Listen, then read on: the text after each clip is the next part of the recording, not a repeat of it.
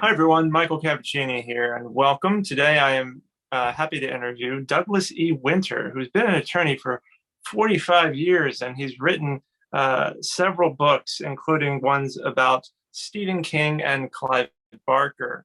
Doug, thank you for joining me today. I really do appreciate you taking the time to speak with me about your writing. Happy to be here.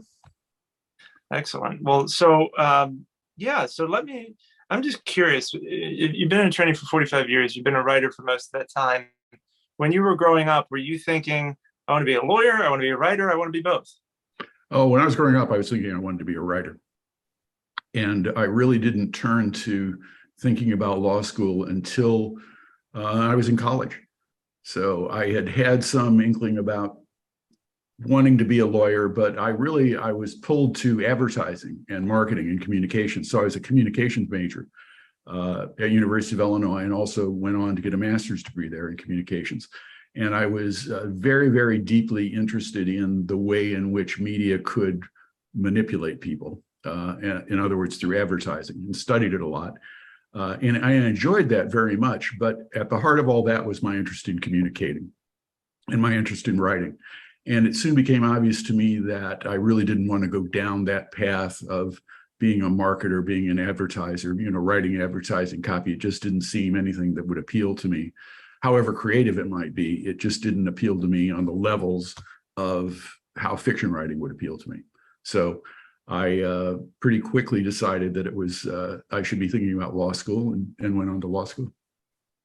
Wow, that's fascinating. It's interesting you say all that because I'm like, I have a bachelor's in communications. I have a master's in communications. So we've kind of followed some similar paths, and eventually wound up in the legal world for a period of time as well. And I always think of James Patterson and actually Stuart Woods when I think of writers who started off in the advertising world, who eventually wound up becoming big time fiction writers. Well, you've got Robert Bloch, you've got James Herbert also. So Yep. started out in that world. Yeah, which I guess makes sense because when you're telling stories, you want to be persuasive, right? You want to capture someone's emotions and their attention and really hold them the same way a really good advertisement would, obviously, right, just for a much longer period of time. Yeah, and some people have found that writing advertising, writing copy is a great way, in essence, to develop skills that you can later apply in writing fiction. Yeah, absolutely. And so, were you obviously you're really well known for the book that you wrote about Stephen King, Clyde Barker. Were you naturally into horror? Did you grow up watching horror movies, or was that just something you kind of fell into? No, absolutely. I mean, my fondest memory is my mother, who was a school teacher, and she encouraged me to read. And she didn't care what I read as long as I read. So she encouraged my interest in horror. She bought my subscriptions to Famous Monsters of Filmland. And of course, that was very inspiring to me, both on a writing standpoint, but also on a visual standpoint. So it was always very much an interest in horror. That's great. And why do you think horror? And it's interesting because I'm both a horror fan and I'm a wrestling fan, and I feel like neither of those get the respect they deserve. For whatever reason, people tend to kind of dismiss them sometimes, I think. And actually, they will get to the point with horror where they will, like Jordan Peele, they won't call it horror. They'll call his movies, oh, they're not horror, they're thrillers. Like as if horror is a dirty word. What's that all about? Yeah, I don't know what it's all about, really. I think that, there's certainly a cultural aspect to it where it's always been looked down upon as kind of a B grade of fiction, a B grade of movies. And some of that originated from the way in which horror proliferated in the pulps back in the day. And then, of course, horror proliferated in B movies back in the day. And those were, the ones they literally called B movies. So I think that over time, unfortunately, there was a willingness to ignore the really artful stuff that was occurring in the realm of horror and think of it as something other than horror, because that was a way of distinguishing the good from the bad and the sometimes ugly. So you could say that horror is the cheap thrill, but as we all know, it's not necessarily. It can be, but it's not necessarily. And so, the notion that horror has a bad rap has always been with us. Then again, there's another side to this. And I'll remember Ted Klein telling me this, that he said, he really thinks that horror would be best if it were sold in a brown paper bag and pulled out from under the counter, because it would, add this notion of the taboo, of a forbiddenness to it. And that's always been there. And I think that's something that also has put people off to a certain degree about horror. They look at it and think of it, well, sort of askance, that there's something that's just not right about it because it deals with subject matters like death. Unfortunately, death is such a taboo in American society, as well as a lot of other societies, that people tend to think about anything that really tries to entertain while also educating us or informing us about death, about violence, exposing us to those things, is somehow something that shouldn't be regarded by the ordinary citizens. It should be something that is in fact taboo. Yeah, Shudder just released a docu-series. I think it was just within the past month or so, called Queer for Fear. And it's fascinating. I only watched the first episode, but they start talking about why the LGBTQ community is attracted to horror. And it's because they're often seen as the other, kind of like the monsters in the movies. And also Bram Stoker and Mary Shelley and a lot of the icons of horror, in fact, are gay or have LGBTQ leanings.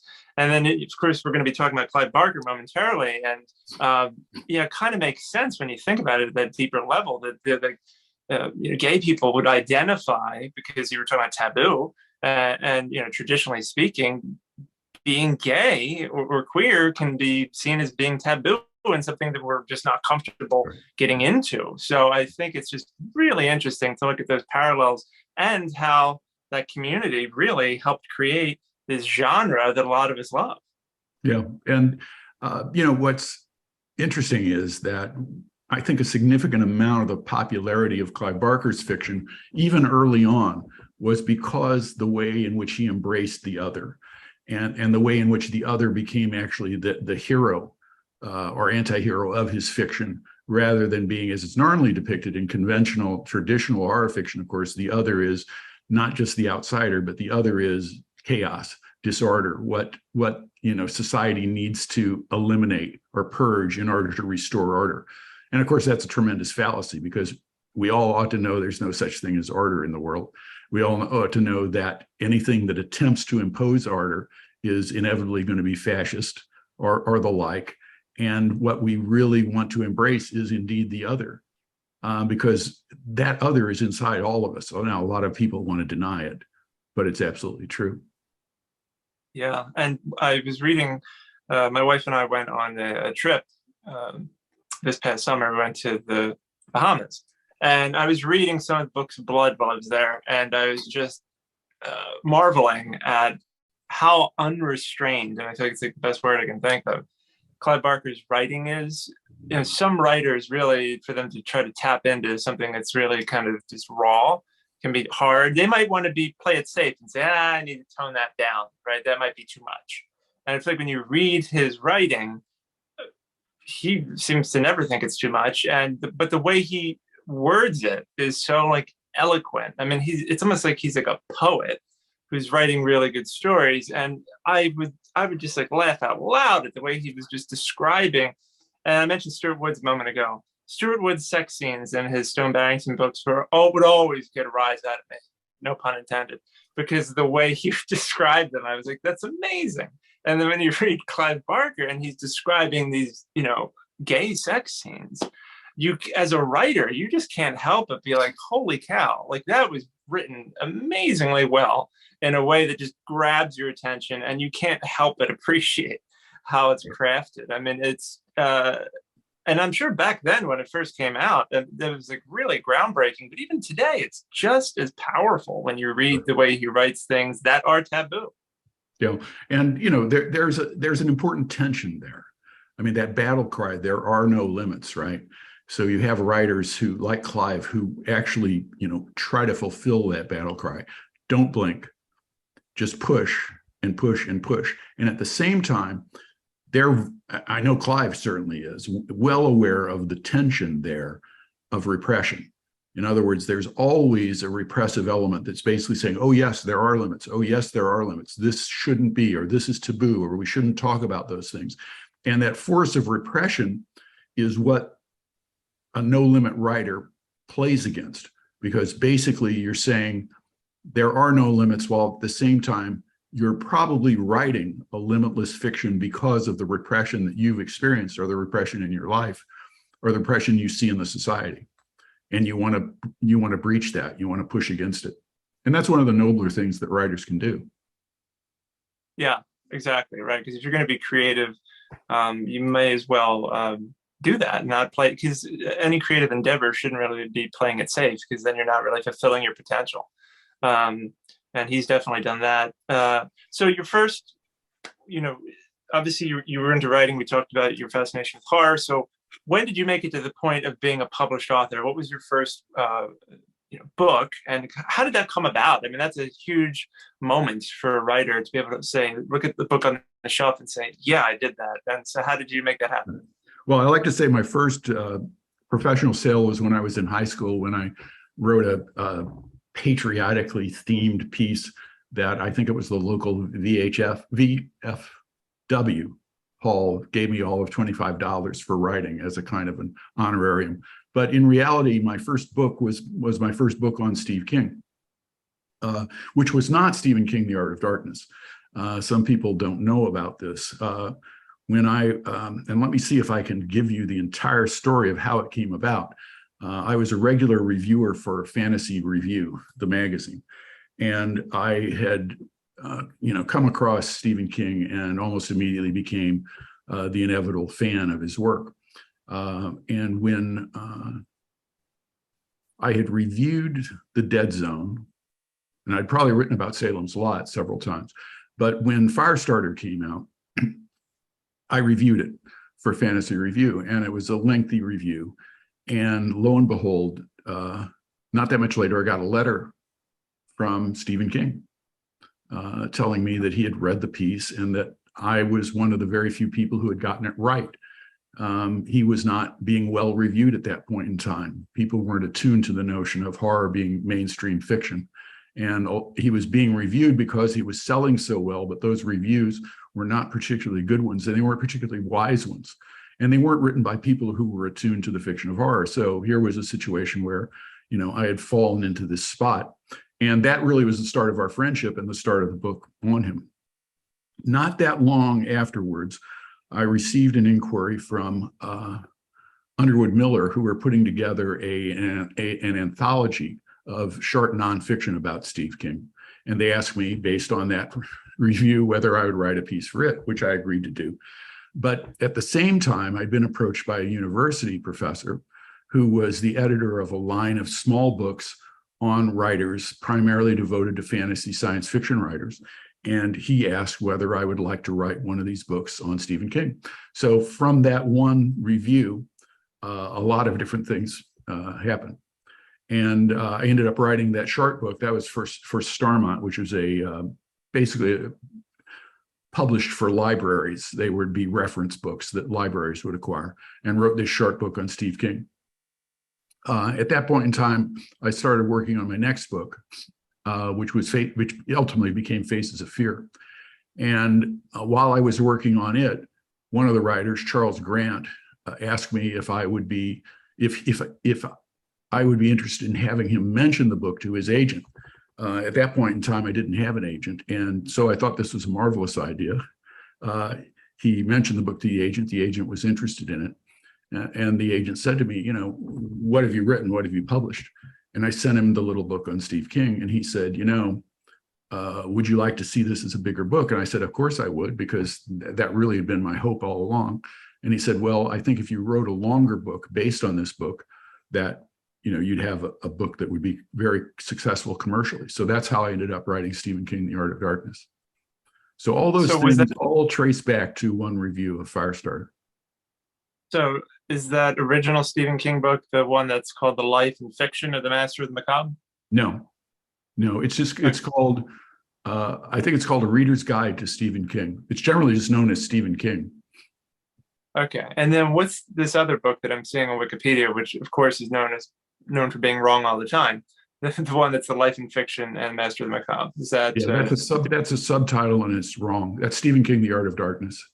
I think okay, that's exactly. the subtitle. That's what I thought it was. You know how people put in false information all the time on Wikipedia. all the time. Uh, but yeah, that's amazing how one thing just led to another. Um, and then so okay, you're writing The Art of Darkness, and so what was that process like? I mean, did you interview Stephen King multiple times? You know, how long? Did you just record them? I mean, what was that whole creative process like from start to Well, finish? I met him, um, I think it was the second time. So we knew each other by that point in time, and we were having lunch in, I want to say it was Oakland, California. And he went out to appear on a panel, and I asked Tabby, I said, you know, what would you think, what do you think Steve would think if I write a book about him? And she said, I think it'd be a marvelous idea. I think you're the person to do it. And so I asked him, and he agreed. As a result of that, we had, I can't tell you how many interviews were conducted, but so we would meet often regularly, or I would go up to his house and get together. And then we actually vacationed together a few times with our families. So, and during those times, I would inevitably interview him formally on tape for the book. So it was an iterative process, I suppose you could call it. And, you know, and of course, with someone as amazing as he is as a writer, I was faced with this difficulty of actually trying to keep up with him as I was writing the book, because as I wrote the book, he was writing more books. And in that particular time period, you know, the early 80s, he was particularly prolific he was doing at least 2 books each year. And then the Bachman books were coming out. And so it was quite an effort just to write in order to keep up with his writing. Wow, I assume you kept all those recordings. Yes. Yeah, that's amazing. What an artifact, huh? And so, were you working full time as a lawyer in the middle of all this? And if so, how long did it take from start to finish to get this book done? Well, one of the nice things that happened was in the midst of it, I took a leave of absence from practicing law to go teach at the University of Iowa. And while I was there, that gave me a little bit more time to work on the book. But it was just really a difficult process because, you know, the practice of law is pretty much all consuming. So I'd have to find time, usually late at night, in order to write. And, you know, oftentimes I would go months without being able to write at all. Wow. So if the book came out, well, what year did the book come out, and when did you first approach him with the idea? Okay, so the initial book came out in '84. And I want to say that I approached him with the idea in '81, possibly '80, in that time. Oh, wow. Okay. So it took several years for it to come to fruition. Do you have to Oh, interview other absolutely. people for it as well? Yes, notably Tabby King, of course, and Peter Straub. Right.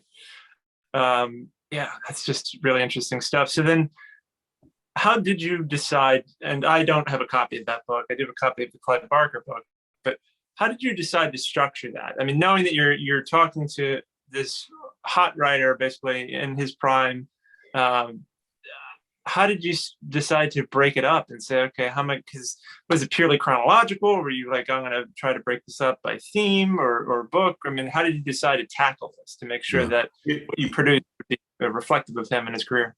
With that book, the obvious course seemed to be chronological. I dealt with biographical early on. Most of the first 2 chapters were biography.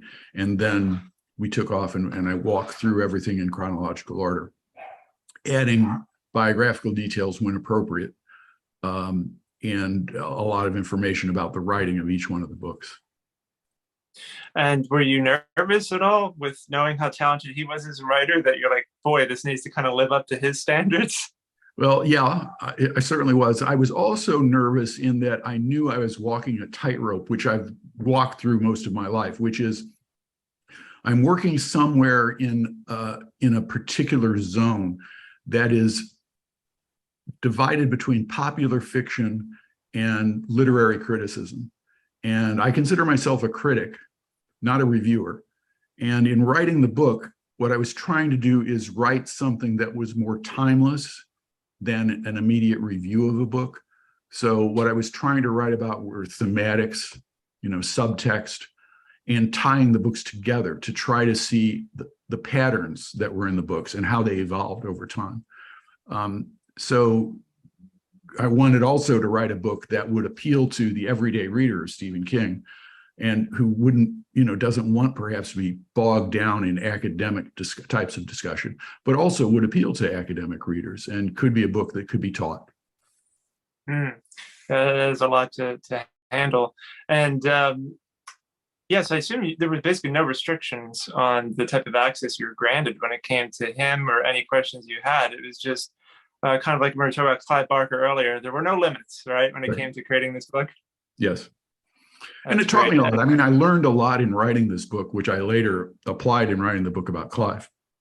In many ways, the book about Clive is the book I wish I'd written about Steve King, because I was not only much more mature when I wrote it, but also having gone through the experience of writing a critical biography, I understood much more about the form.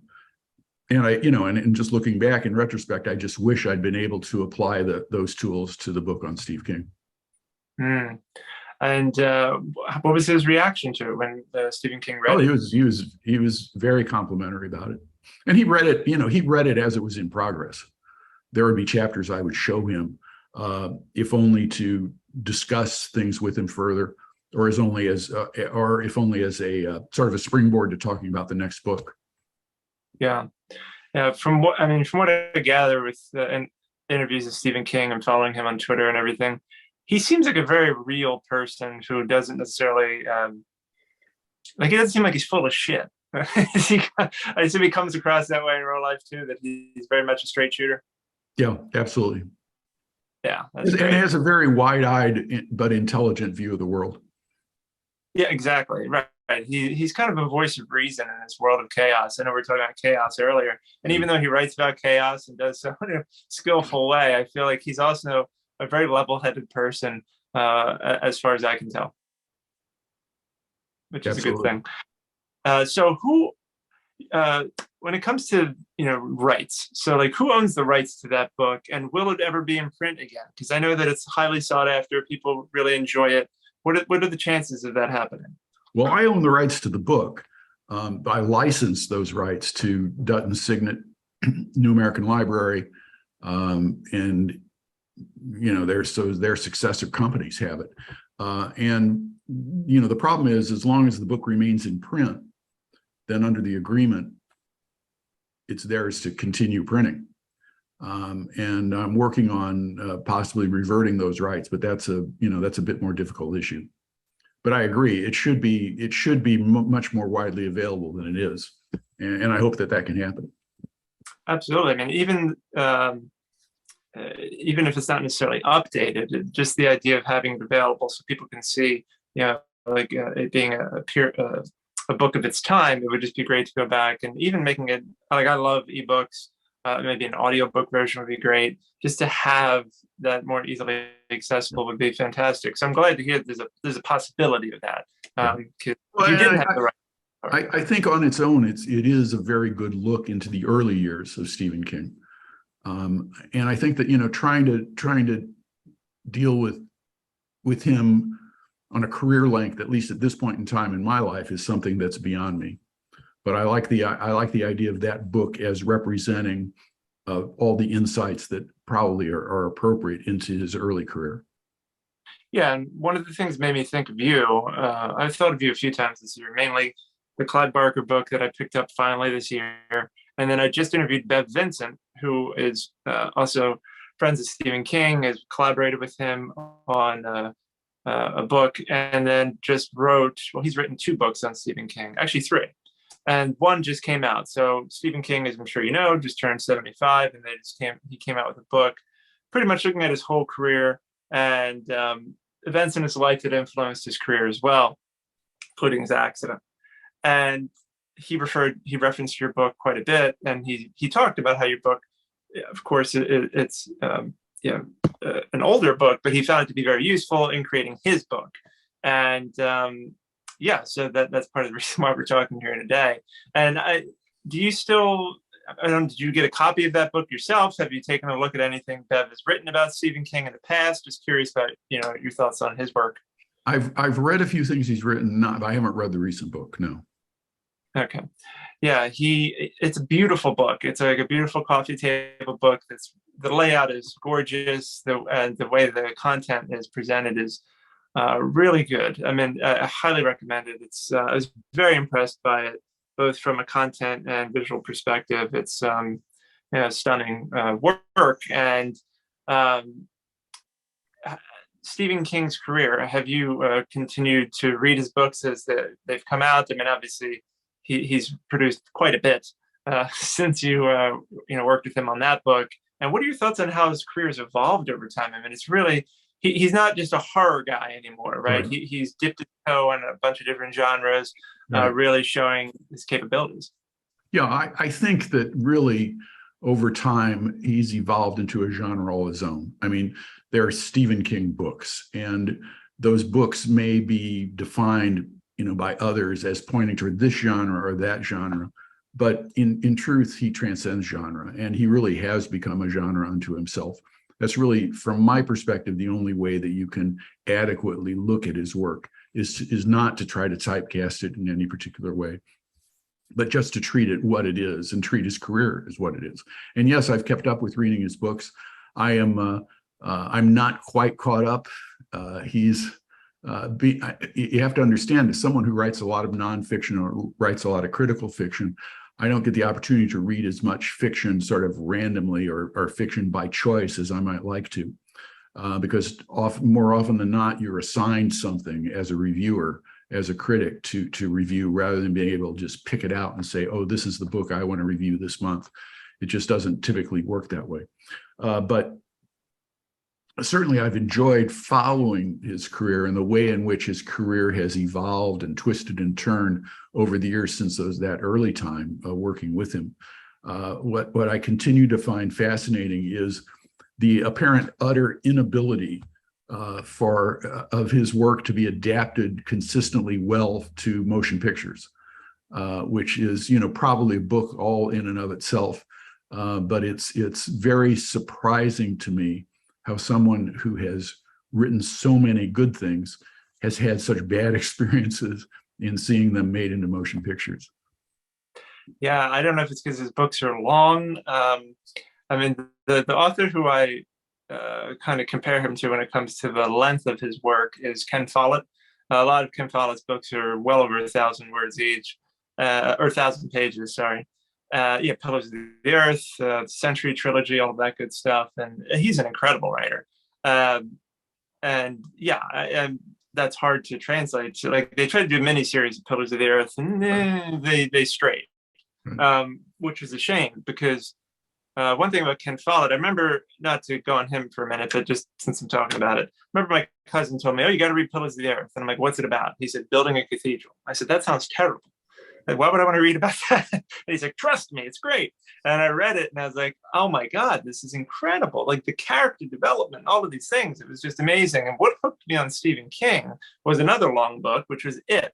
And it's because I listened to the audiobook narrated by Steven Weber. And his ability to just kind of inhabit the characters and bring them to life in a way that I hadn't expected made it so enjoyable. And I think because the book was long, which can be intimidating to your average reader, when you listen to it or you read an ebook or something where you're not holding a heavy tome, you can get through it quicker and it's less intimidating and you can kind of enjoy it in a way that you wouldn't expect. So I do think audiobooks especially don't necessarily get the attention they deserve. But yeah, that makes me think maybe Stephen King's work, because there's so much detail in it, that perhaps a lot of that gets lost in these movies, and maybe it's better suited for a series. And I know some of the series, Under the Dome and others, have not been the best, but I don't know. Which one do you think is the best adaptation, I guess, is a good question. Well, I think the two that to me stand out would be Misery and The Dead Zone. Misery. I think Misery for the obvious reasons, but The Dead Zone is a fascinating film because David Cronenberg directed it, and yet it is for the most part very much unlike any other David Cronenberg film. It's much more of a Stephen King film, and I do think it is again one of the two best adaptations. Yeah, it's incredible stuff.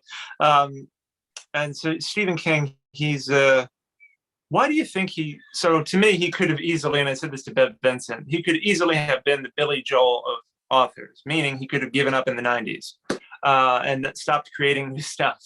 I'm thrilled that he did not do that, and that he continues to create new books that are fantastic. Right? He's not phoning it in. He's continuing to produce great work, and why do you think that is? I mean, he Well, clearly could have stopped a while ago. Why does he continue to well, be? you say that, but I don't think he could stop. I don't think he could stop. I think that what drives him is writing. I mean, I think he falls in. I mean, I think he said this himself, that he has something of the divine wind chime in him, that, his life is writing and writing is his life. And I don't think it's possible. And if you look at his output, you have to sort of accept that he's just a force unto himself when it comes to writing. And I don't think if he put his mind to it, that he could stop for very long. But I'm glad to hear it. And he actually gave a positive review of Halloween Ends, which everyone is bashing. Out of curiosity, did you watch it, and what did you think? Didn't know. I did not. But, I had the same horrible feeling that a lot of people had when they just knew that this so-called trilogy was going to happen, that it would all, it might start off well, but it would all end for naught. And it's equally troubling to hear that the same fella is now supposedly making a trilogy of Exorcist films. Oof, yeah. I mean, if you eventually watch Halloween Ends, you'll say, I don't want to spoil anything, but it's not what I expected. Right. But anyway, so Clyde Barker. So one thing I find really interesting about Clive and Stephen King is, so right now you have Stephen King just turned 75. Clyde Barker's just turned 70. Stephen, there's that famous quote about Stephen King saying that Clyde Barker is the future of horror. Did you know when you were first talking to Stephen King back in the day, did he bring up Clyde Barker? Was Clyde Barker, a force to be reckoned with at that time? Like, when did you notice that, oh, this Clyde Barker guy is, something special? And did you and Stephen ever discuss that? I'm just curious, like, when you first started noticing Stephen's admiration for Clyde and his work. Well, I can tell you exactly where that quote came from. It's recounted in my book on Clive. So in 1983, at the World Fantasy Convention, I believe it was in Ottawa, it was in Canada, I had been given the galleys of the Books of Blood while I was in England. And Peter Straub had been sent them, as had Steve King, I think, for a possible blurb. And there was an undercurrent among the writers of horror fiction of knowledge about Clive, and knowledge that there was this, this new bright light that was coming on the scene. So we were having lunch at this World Fantasy Convention before a panel that Steve and Peter were both going to be on. And we were talking, and the inevitable question came up, what have you read lately that you like? And Peter and I both spoke about Clive. And we told Steve about the In the Hills, the Cities, which is one of my favorite Clive Barker stories, and usually is a favorite of many people. And lunch is finished, and off they go to the panel. I'm sitting in the audience during the panel. At the end game of the panel, the usual question comes up: what have you read lately that you like? And Stephen King said, well, I haven't read him yet, but there's this fellow named Clive Barker, and if what I hear is correct, it's sort of like what John Wenner said about Bruce Springsteen. I have seen the future of horror, and its name is Clive Barker. And also in the audience that day was an editor at Berkeley Books, Ginger Buchanan, and she heard that, and she then wrote to Steve King after that panel and asked, and sent him, I think, a copy of the books, and they were about to publish Clive, and asked him if they could use that as a quote, and he agreed. Wow, that's incredible. So that quote came from Stephen King prior to reading Clive Barker. Yes. That's incredible. So once he did, actually not just seen, he had foreseen the future. Wow, it's very prophetic. Do you know what he thought of Clive after he actually read him? Oh, he thought a great deal of him. He obviously was very enthusiastic about Clive's fiction. He was also, I think, very enthusiastic about the notion that Clive Barker was the future of horror, because I think Steve was very much interested in being less affiliated with genre horror. And, he was, I think, growing tired of being called the king of horror and having horror always thrown up as part of, of whatever his creative endeavor was, because he wanted to do more than that, as he obviously has done. So I think he was happy to have people looking at Clive as being, the next horror guy, because that would push some of that mantle away from him. Yeah, yeah. Something I discussed with Bev Vincent is Bev mentioned that the National Book Awards medal that Stephen King won was a big deal to him, because he did want to be embraced critically by, I guess, serious writers and serious critics and people like that, not just necessarily be a pop culture writer. And I was at the National Book Awards and James Patterson received his medal. And now when you read James Patterson's bio, that's the first thing they mention. World's best-selling author, National Book Award winner, so clearly both of these monumental, gigantic writers care about wanting to be accepted, right? I mean, as much as people say, I don't care, awards are meaningless, for whatever reason, I guess as writers, we do want people to like us, right? Well, but you also have to understand that for Steve King, certainly, and I'm sure Patterson had a fair amount of this as well, coming up in the 70s and the 80s, he took a lot of abuse in reviews, a lot. People need to go back and look at the way in which what he was perceived as writing was considered as, as we talked about before, cheap, tawdry fiction, disposable fiction, grade B fiction, however you wanted to line it up. It was always, there was always a condescending view from the critical establishment.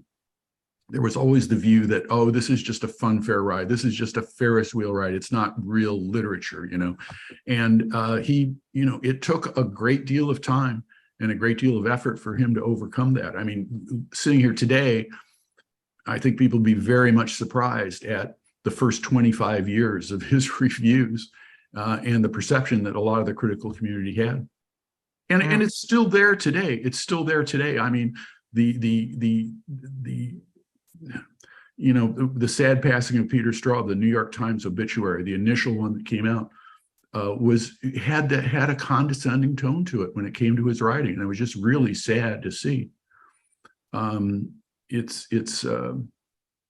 validation from the critical community at this stage, however late, is a great thing, and it's something that's deserved. Absolutely. So Clive, back to the parallels I was talking about. So not only are they close in age and that they both were kind of born, a month apart, but that book by Bev Vincent just came out celebrating Stephen King's career to coincide with his 75th birthday. And tomorrow, as we're recording this, Clive Barker's Dark Worlds comes out, which is a book written, by his archivist, pretty much similar to Bev's book, right? It's celebrating the life and career of Clive Barker, who just turned 70. And yeah, it's just, to me, it's interesting to look at the parallels between these two icons of horror. Obviously, Clive more, although Clive did kind of branch out more, not just horror. I mean, he did the Arabat books. He did The Thief of Always, which was fantastic, and other stuff. So and then of course his paintings. I mean, let's kind of dive into Clive. No pun intended. I did not plan on rhyming. How did the opportunity come about for you to start working with Clive Barker? And, aside from the books of blood and obvious things like that, what are your thoughts on his career? And just, to me, he's like an artist at the highest level because of all the different mediums that he seems to have mastered. Right. So I met Clive before the books of blood were published. And we became friends before the books of blood were published. And that was through the grace of Ramsey Campbell. I was staying with Ramsey in Liverpool in 1983, and I was interviewing him for my book, Faces of Fear. And one night, he came and he had a stack of galleys, photocopies, and handed them to me. He said, "You're about to read the most important horror writer to come along in quite some time." And it was the books of blood. And he gave me contact information for Clive. And when I returned to London, I got in touch with him. We met, had dinner, had a wonderful time, and it sort of everything fell into place from there. Now, that was 1983.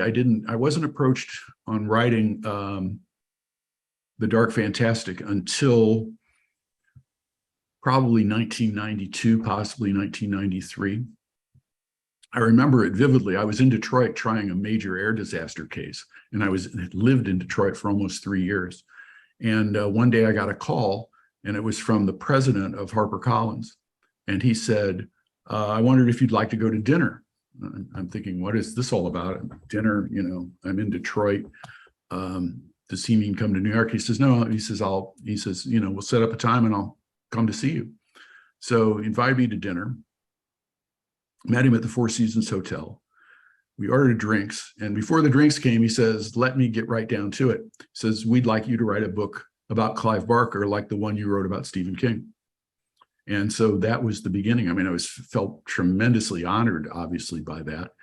But what I told him was a very honest and straightforward thing. I said, I would love to write this book, but I have to tell you, it's too soon. Because at that point in time, Clive had been published, maybe a decade.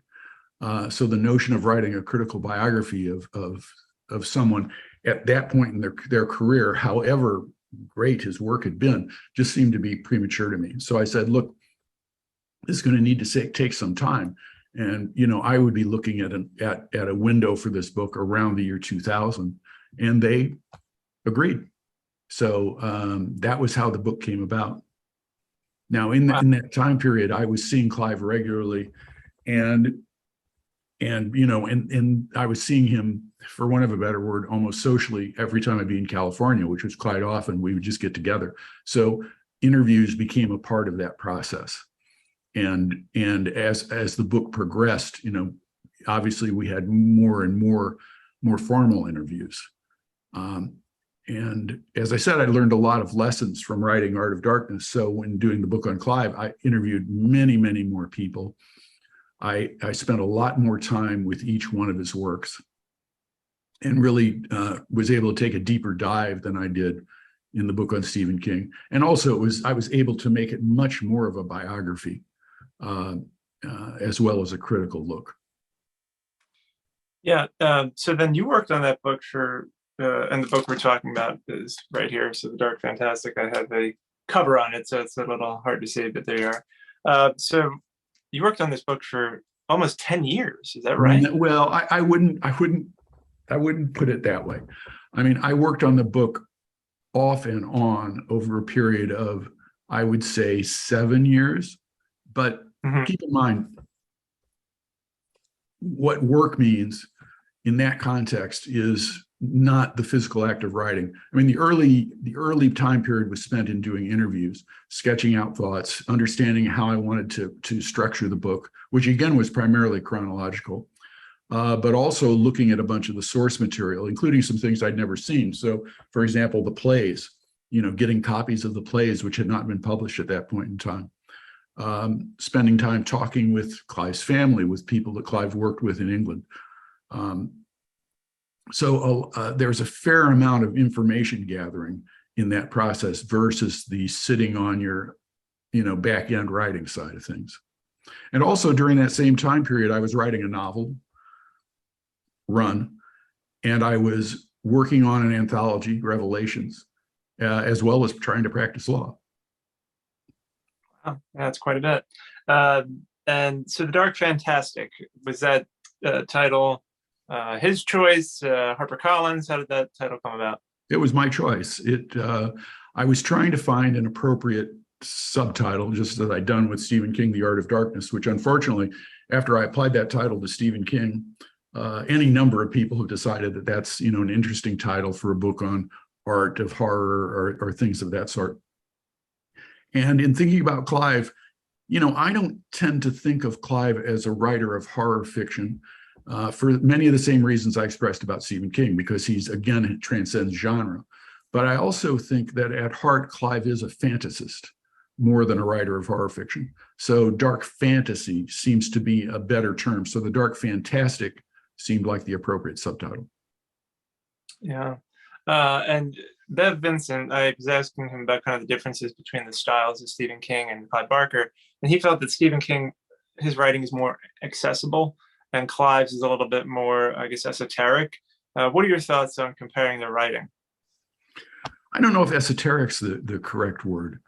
Certainly, Steve King's writing is more accessible. He has that avuncular style. He's the, it's the, you can find any number of metaphors. You feel like you're sitting around a campfire or you're being told a story. Where with Clive, he's much more of a structuralist. And his fiction tends to be much more mannered, depending on its style. Now, Clive has written in various styles. Some of his pieces are pastiches of well-known horror fiction, but in the main, his writing is much more, I would say, effusive, in the sense that it's like his painting. It can be very complex, and yet at the same time, when you look at this complex object, something very significant or momentous comes straight through.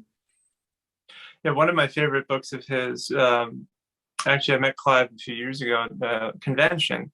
I was originally supposed to meet him, God, I forget, a few years prior, but I think that's when he had his health issues. And then he came to Monster Mania in Cherry Hill, New Jersey. I think it was 2019. And I was like, oh, I have to go.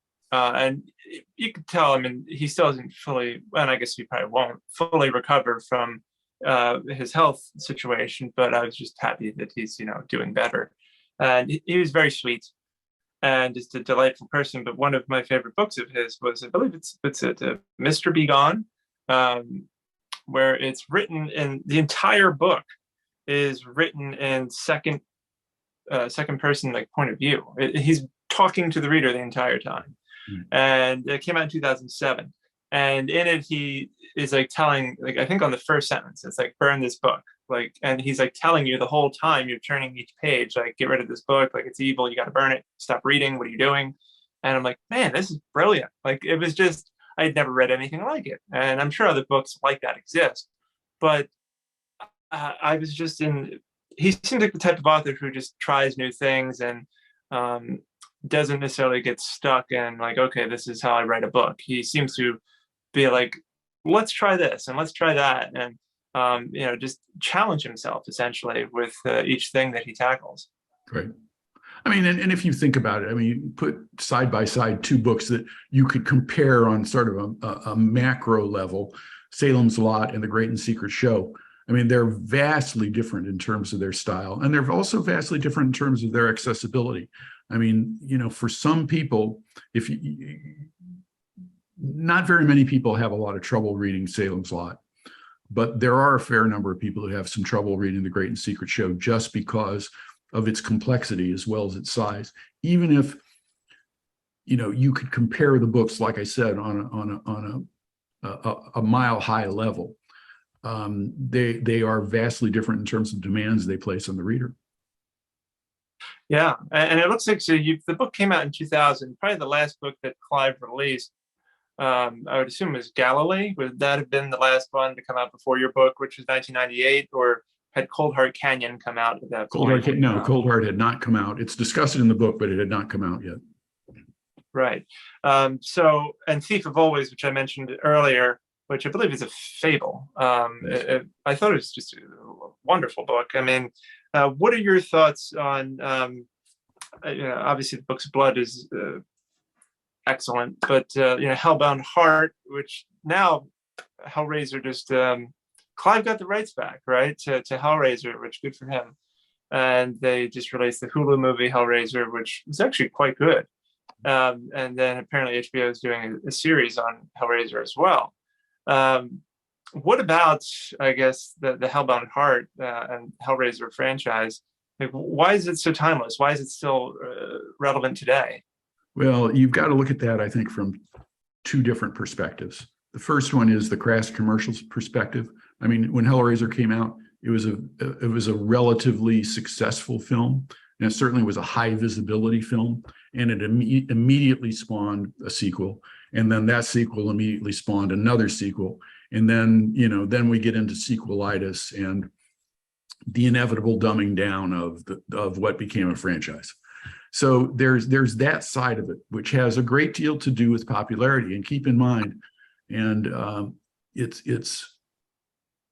a reality of the motion picture business where repetitiveness is considered a virtue, and cinema will repeat something that seems to be successful over and over again until they burn it out, which is exactly what happened with Hellraiser and any other number of horror franchises. Yeah, and you started talking to Clive in '92 or '93, which is probably around the time of Hellraiser 3, which I'd interviewed Peter Atkins, who wrote Hellraiser 3, which isn't nearly as bad as people think it is. And actually, Bloodline isn't nearly as horrific as I recall it being. But yes, it started to lose its luster, where the first two were really the pinnacle. And it also looked like Clyde became more removed from the movies over time. Yeah. Now, understand, I mean, just so you understand something you said, I mean, I was talking with Clive all the way back to 1983, often in recorded interviews. So, a lot of that there, I mean, a lot of the basis of certainly the early portions of my book on him came up way before a book was even in mind. With respect to Hellraiser, I think the other reason for its popularity, though, is its imagery.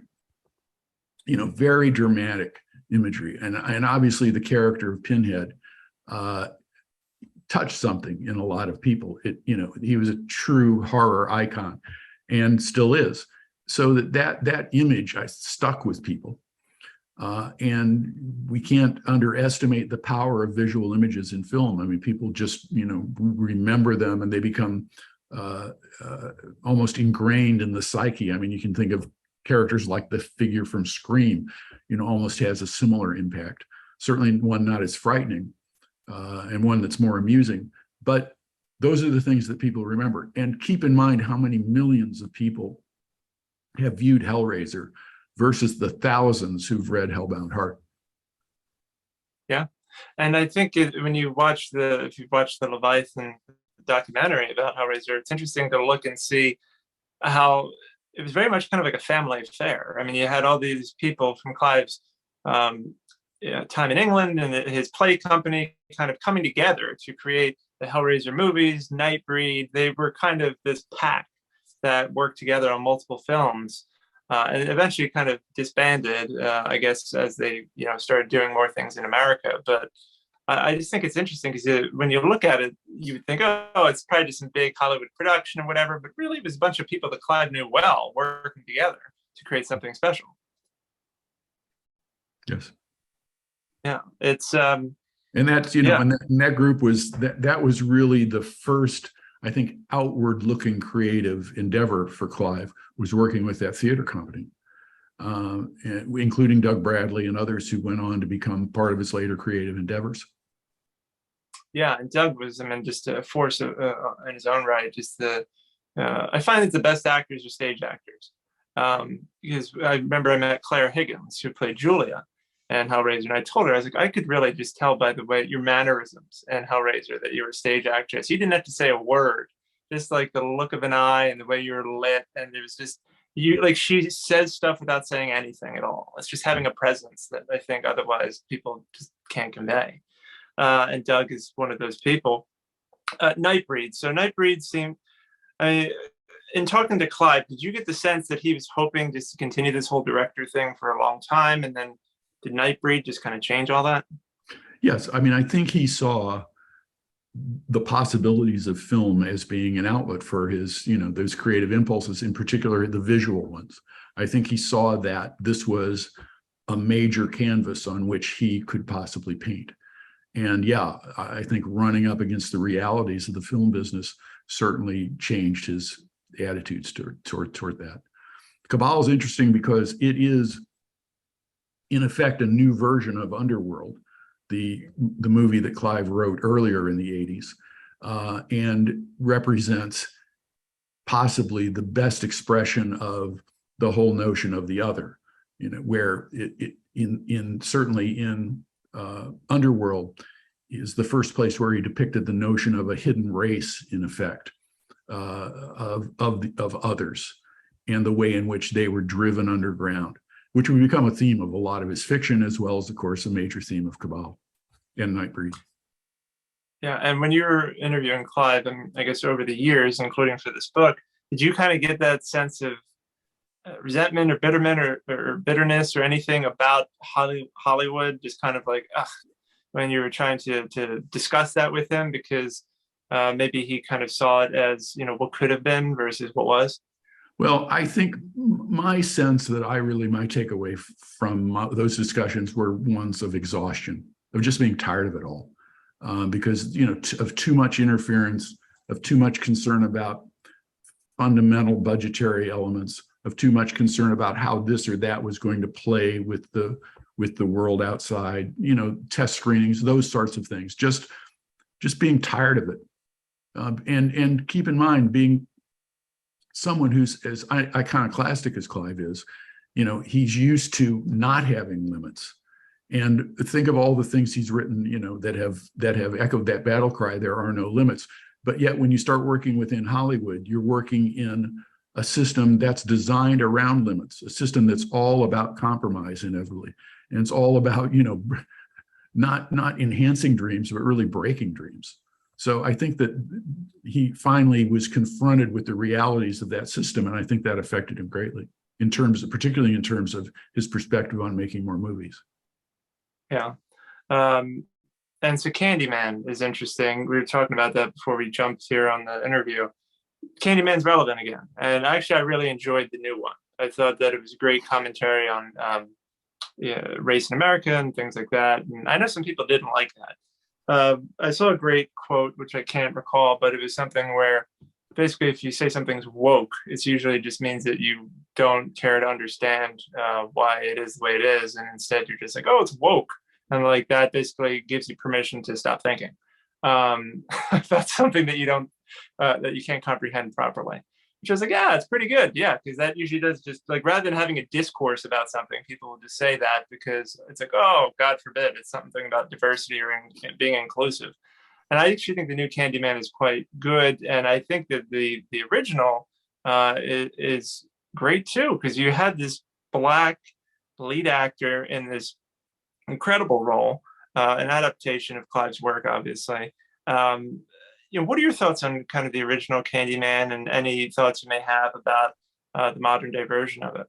Right. Well, first, people forget, and particularly U.S. readers, the story that Candyman's based on, The Forbidden, is really a story whose subtext is class commentary, and class being essentially England's version of our difficulties with race go to England's difficulties with class.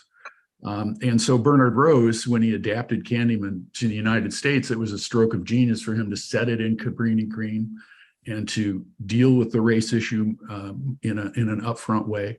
So I thought it was a terrific movie. I thought it was a powerful movie. I thought it was one that was undercut again by some sequels that weren't particularly good. And I have to tell you, I've not seen the new one.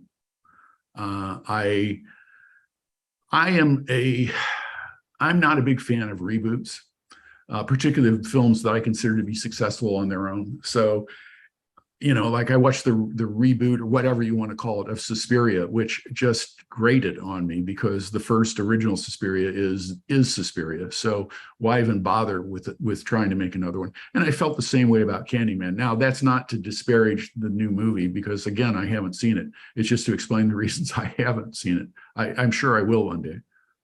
So I imagine you've not seen the new Hellraiser then either. No, I've not. Although I'm much more likely to tune into that. Yeah.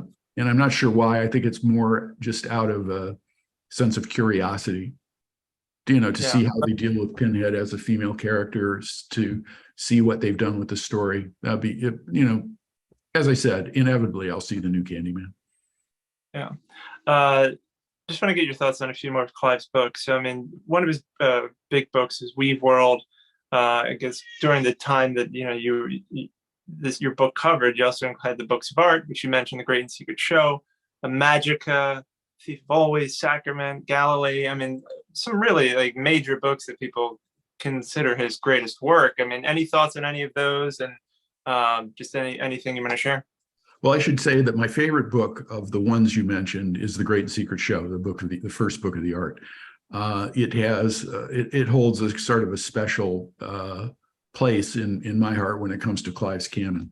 But all of those books are quite powerful. Weave World, is of course perhaps the best written expression of this whole notion of an underworld, of the others living amongst us, but in a hidden way, and being disparaged, being the subjects of repression. It's interesting to see how Clive pretty much consistently depicts the forces of repression as a force of evil. And I agree with him wholeheartedly there, which makes the books even more timely in certain ways today. I think that for readers who are coming to Clive for the first time, the best place to start remains the books of blood, simply because they are in many ways the most accessible, the most dramatic, and most fulfilling of a lot of people's desire for horror. Some of his later books show his great appreciation for fabulous and fantasists like E.R. Edison, these epic pieces that are like major works of art on his part. They're his equivalent of a canvas that's 24 feet wide by 16 feet high. And those are great challenges for him as a writer, but also sometimes can be great challenges for readers. Yeah. And I mentioned earlier the books of Abarat, which I think he still has another one to do. Of course, he did the Scarlet Gospels. Did you read the Scarlet Gospels, and what were your thoughts on that? I did not read the Scarlet Gospels. That's a Harry D'Amour, I believe. Yeah, mixed with. I actually have a copy in my stack of books to read, but I've not yet gotten to that stack. Yeah, and during your interviewing with Clive, they did the Lord of Illusions movie too with Scott Bakula. Any memories or anything? Well, I was on the set of Lord of Illusions with Clive, which was really fascinating to see. That I think clearly spelled the end of his dance with Hollywood, and I think again the reasons have to do with the ones I expressed. I think he was just at that point, the whole notion of dealing with Hollywood had just tired him out. I enjoyed the movie. I thought it was that the underlying script was a very powerful script, and I thought it was undercut slightly by budget, among other things. And that's always been an issue for Clive. I mean, he's a very ambitious person when it comes to his art, when it comes to his creativity, and ambition sometimes does not get rewarded. And ambition also can cause you difficulties when you have to work within a budget. So it's the whole notion of feeling sometimes that, at least to my mind, that the Hollywood system was the worst thing that could happen to Clive in terms of his creativity, but also in terms of his filmmaking. When he was working in England, or when he was working with a small group, or working on a tiny budget, he was creating much more closely to his own ambition. Do you think if he were a director now, where budgets are just like hundreds of millions of dollars, that he would have been more satisfied because of that kind of, or do you think there'd be more restrictions on?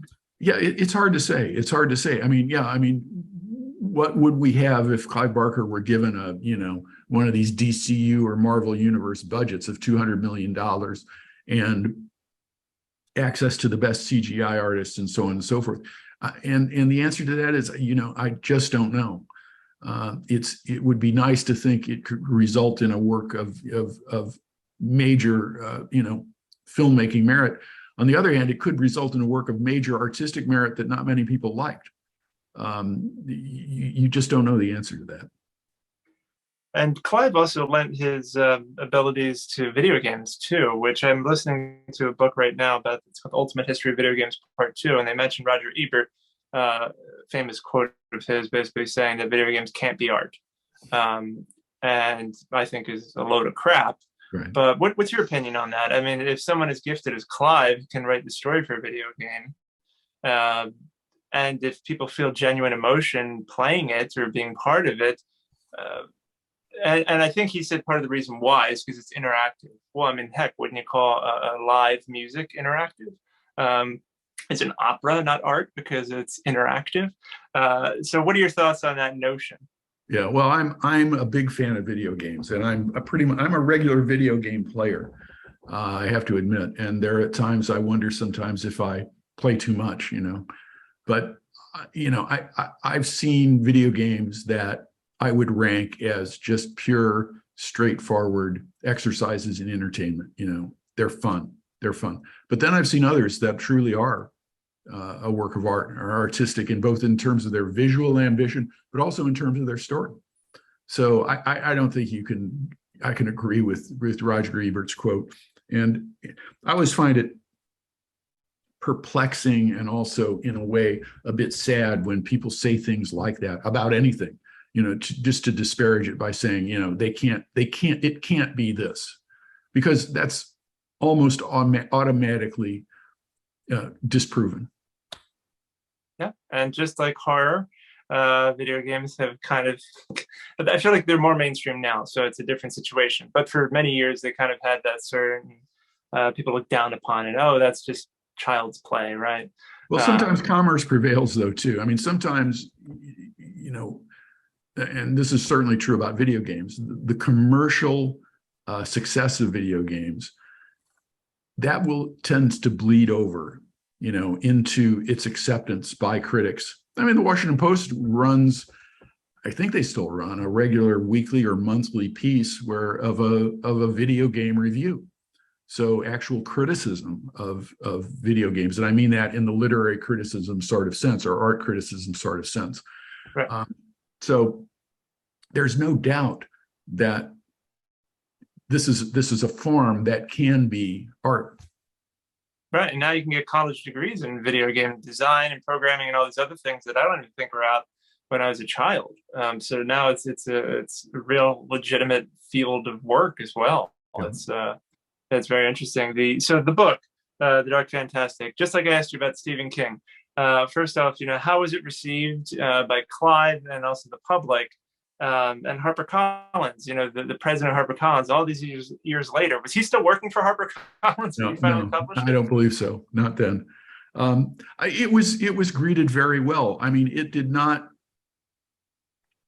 of its nature, less so than the book on Stephen King, it did not have a kind of commercial potential that was going to ever make it anything close, to a top seller, right? It had an audience, and it found that audience. The Stephen King book had a larger audience, if only because of the size of his popularity at that time compared to that of Clive. So I think everybody was happy with the book. Of course, as the writer, I would have been happier if we could have sold more copies of any of my books, including The Dark Fantastic. But that's neither here nor there. And Clive, I assume, loved it too. Oh yes, and his parents. Yeah, that's great. And so, do you own the rights to that book as well? And will that eventually come back in print? It's a similar situation. In other words, any writer. Ultimately, well, I shouldn't say any writer, but most writers who are well represented or who know what they're doing are going to own the rights to their book, ultimately. But they're licensing those rights, so they're controlled by others to a certain extent. So HarperCollins has a license to publish the book, and that license remains as long as they keep the book in print. Well, so hold on a minute, but the book's out of print, isn't it? Well, that's the thing. It can be reverted. It's a bit of a complex legal explanation, but I do own the rights to the book. So for how many years does that license agreement exist? I assume it's for a certain period of time, right? Most licenses are not. They're for so long as the book remains in print plus. And that's where it becomes complicated. Yeah, what does plus mean? Well, in other words, it will depend very much on the contract and what the contract says. So in certain circumstances, a legal license would say that the publisher owns the right to the book so long as it remains in print and is available for sale. And if it's not, then the publisher has 6 months in which to put it onto sale. Or if not, the publisher demands notice from the writer and 6 months allowance of putting the book back into print. Some provide that they hold the license as long as the book is in print somewhere, even if they've sub-licensed it overseas. If they've licensed it for French translation in France and it's still in print in France, then they might continue to hold the right to publish the book. there's all of these variations which make it very complex to basically say, you no longer have any rights to publish this book.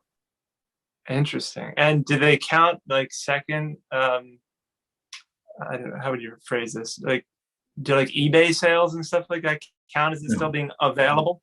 No, I mean, and understand, people should understand for the poor writers out there that if somebody sells a book on eBay, the writer doesn't get any money from that. Right. It's just the person who's selling the book. Yeah. It's so we always used to joke that the worst thing that anybody could say to you is, "Hey, I liked your book so much I checked it out of the library 3 times." Yeah, how does that work for the writer? I'm curious. Does the library? The only money the writer would have gotten is when the library bought the book, right? Initially. So if they bought the book for $20 and the writer was entitled to 10% of the 25% that the publisher got, then the writer would get off that $20 sale, what, 1/4, $5, 10%, 50 cents. Oh. And then the library is free. Then the library is free to let the book out as often as it wants, right? So to loan the book out. So. Wow. So I guess if they're borrowing from the library. The moral of the story is buy books. Buy books, yes. Buy books, buy new books. Buy new books. Right. Yes, and I do hope that these books do become available again. I assume just like the Stephen King one, you would like to make the Clyde Barker book available again if you have the opportunity to do so. Yeah, absolutely. But I believe the Clyde Barker book is available. I believe it's in print. So you might check Amazon. Okay. So, right. But I wonder, well, you mentioned in different countries. I'm wondering, where specifically, because I do know, like on eBay and other places, the price has been, kind of gone up and up because it's a little harder to find in good condition. But that would be good. And would you be willing to update his book, knowing what has come since you've written it? I know Stephen King, you said it'd be just kind of too hard to do. But if Clive said, "Hey, can we update this?" Would you go for it? Sure, I'd be happy to.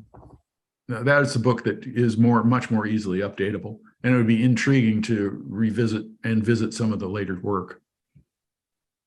Now, do you know anything about Phil and Sarah Stokes, who are his like archivists essentially, and how their role came to be? Because I mean, you were essentially kind of them, just before them. I'm just curious. I don't really know much about them. I wasn't sure if you do either. I wouldn't say that I was his archivist. I mean, I was much more in the conventional role of a biographer. So. Yeah. And have you read anything that they've produced about his career? Or? No, I have not. Yeah. Any additional thoughts about Clive or where his career took him after you finished writing The Dark Fantastic?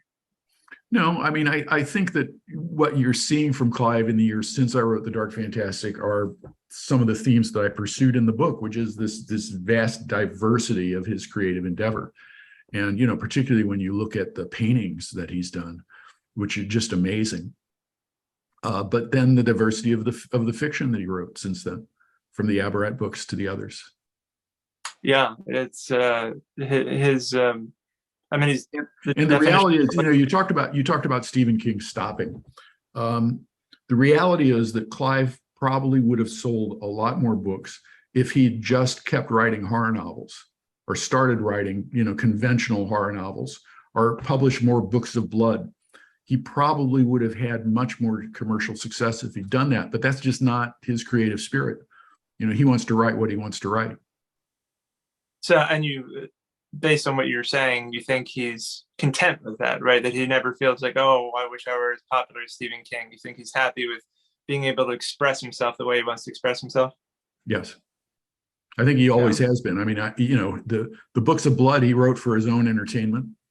They sold for a pittance. And they were never intended as a commercial artifact. And I don't think that's true of any of the things that he's done, that he's ever targeted a market in the sense that, let's say, someone who's hired to write a specific kind of book would do. He's been writing the books that he wants to write. And he's been fortunate that the market has come along with him for many of those books. but they're the books he wanted to write. They're not books he wrote for the market. Yeah, and I mentioned him getting the film rights back. I assume that back in the day, he just sold the rights because he was a young.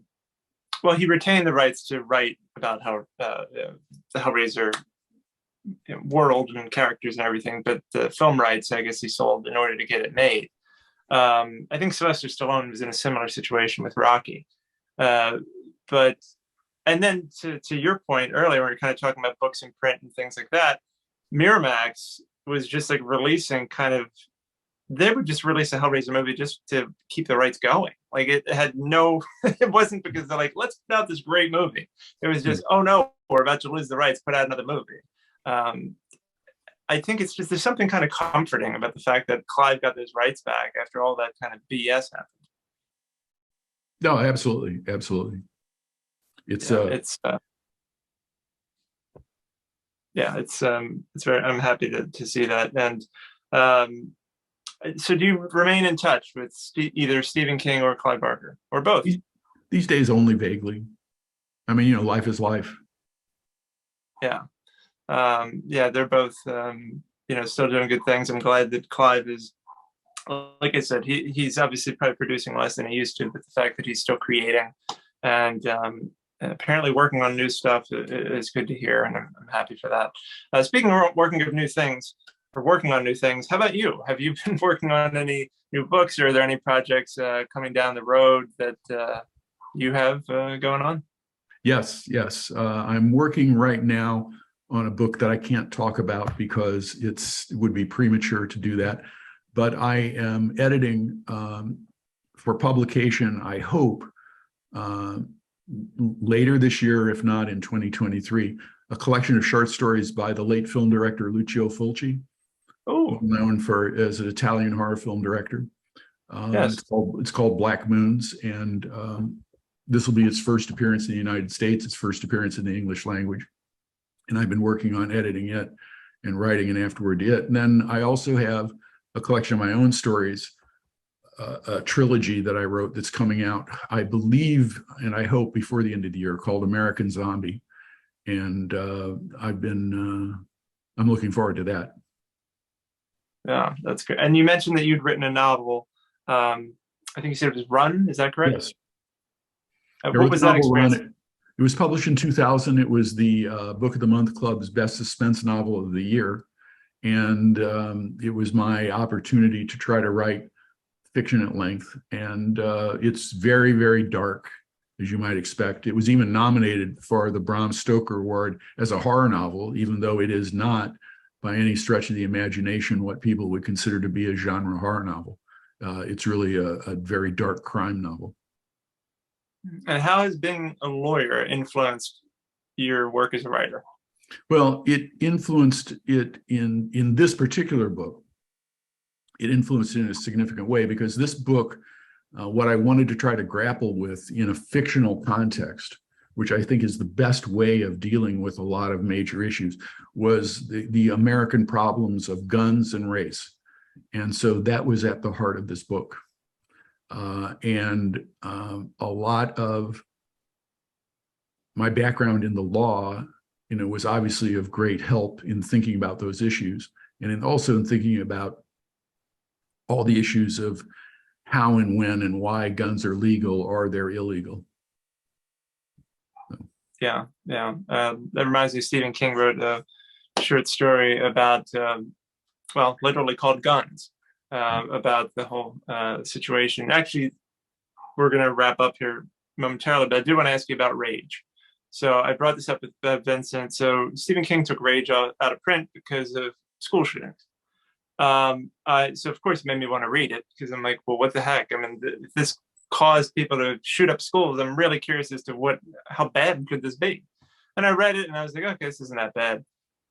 What are your thoughts on that now? I mean, Stephen King's a smart guy. I'm sure he realizes that now that book probably didn't, because there are more school shootings than ever, and that book has been out of print for a while, so obviously that didn't help.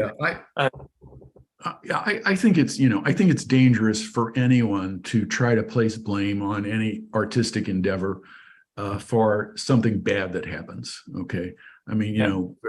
and you see it all the time. You see it with video games. You see it with films. You see it with books. The decision to take Rage off the market is one that was his decision to make. He made it, and because of that, I can't disagree with it. Do I think that if I'd been in that position, who knows what I would have done? But it's a shame in the sense that, as you say, I don't think you can blame that book for shootings. I don't think you can blame any book that depicts violent acts or depicts aberrant behavior, whatever you want to call it. I don't think you can point the finger at it and say, "Oh, this is the reason why someone did something." It's just not fair to begin with, but it's usually not accurate, right? I think, but the problem that artistic folks have who've created something in that context is then suddenly people start pointing at it and trying to lay the blame on it. And when they try to lay the blame on it, they ultimately are laying the blame on the artist. And that's not a good position to be in. That's why, in the best sense, no one should be blaming works of art, and certainly no one should be blaming artists. So it's tragic, but but our situation, our reality with guns is tragic. And it's a definite issue, and I consider it to be a public health issue, and I consider it an issue that we really desperately need to resolve, because I just don't understand how it can go on and on and on like this. I think that there is a responsible place for gun ownership. I think there's a responsible place for placing limitations on gun ownership and avoiding these kinds of issues, and avoiding certainly murder on the scale that we're seeing it constantly these days. Yeah, there has to be some sort of compromise or happy medium. It's absolutely true. So for anyone who wants to follow you, and because you mentioned the unannounced project and that Fulci book, for anyone who wants to kind of follow along and know when those books hit the market so they can buy new books, where should they follow you, or where should they visit to make sure they stay up on these things? I'm not someone who likes to be followed, so I don't have much opportunity for people to follow me. I think Borderlands Press will be publishing the American Zombie, and Borderlands Press will also be distributing the Lucio Fulci book.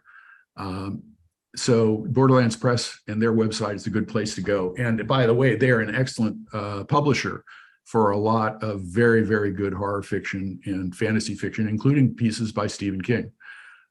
So that definitely is a place to look. I'm sure there's going to be a website put up for the Lucio Fulci book, but I don't have the information on that right now. You might follow his daughter, Antonella Fulci, because she's certainly a mover and shaker when it comes to that book and the life of her father. So those would be places I'd recommend. Otherwise, just check Amazon and eBay. Great. And just to end on kind of a lighthearted note, I'm curious, you mentioned you're a gamer, so am I. What's your, do you have a go-to system or games that you love to play regularly? Well, I'm a PlayStation 5 type. I'm a PlayStation type. I've been on the PlayStation since, I think I've had every PlayStation, every iteration from 1 on to 5. And I tend to be a fan of the Call of Duty games. And I tend to be a fan of the Call of Duty Zombies games in particular. They sort of fell on hard times the past year, but I'm hopeful that they'll be getting better. So that's what I'm looking forward to playing, is when the new version of the game comes out later this month. Yeah, that's awesome. And I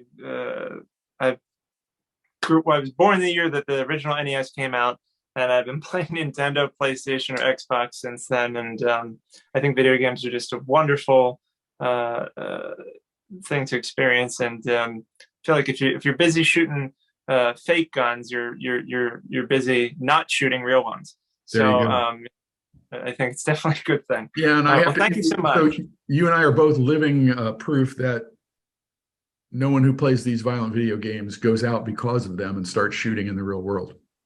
Oh, absolutely. If you gave me a gun, I wouldn't even know what to do with it. So you're absolutely right.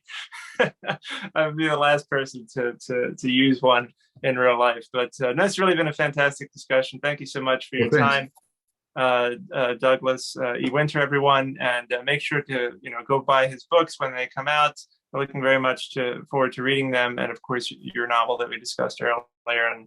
And thanks so much for taking a deep dive into all things Clive Barker and Stephen King. It's just been a real treat. Okay. Thanks very much.